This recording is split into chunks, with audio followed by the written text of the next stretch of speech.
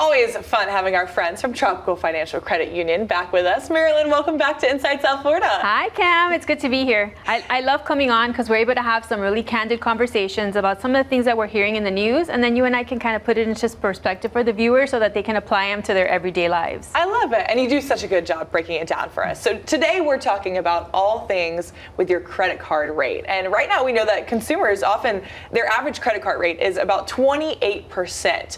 But we're going to see how we can make a better solution out of this. So first and foremost, I assume that step one in this process is to be aware of your rate. Is that correct? 100%. So you're right. The interest rates right now are really high, and 28% is not uncommon. Definitely above 20%. There's a lot of cards out there. So what's happened is that there's rising prices in costs in food and gas and housing, and so a lot of us are just kind of turning to our credit cards to make ends meet, just to get by, right? And so the only thing that I would say that we definitely don't want to do is ignore it. Like, don't do that. Definitely go on and look at the websites and call your financial institution and talk about what the options are, right?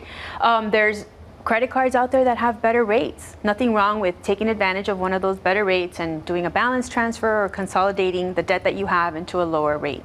So what that does is, if your rate is lower, your payment's lower, and you're going to pay it off faster. So you're going to save time and you're going to save thousands in interest. So it's definitely worth taking a look at. Oh, most definitely. And Marilyn, what are some other options to help us save? So, for example, if you're a homeowner, right? We've all been benefiting from those rising values of our homes in South Florida.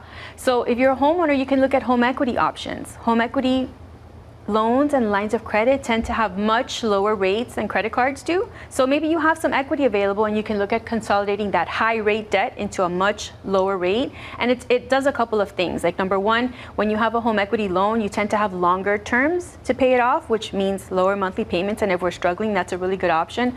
But since it's much lower rates, you also end up saving thousands in interest payments. So it's another good option for South Florida to look at. So it's not only being aware, but it's also looking at the external factors almost of what's contributing to this rate as well, and how we can save outside of it. Anything else we should know when it comes to our rate and lowering that? Just a reminder to just pay attention to your finances. Look at websites, look at competitors, and just look at what the options are that are best for you. And obviously, Tropical Financial is available to help.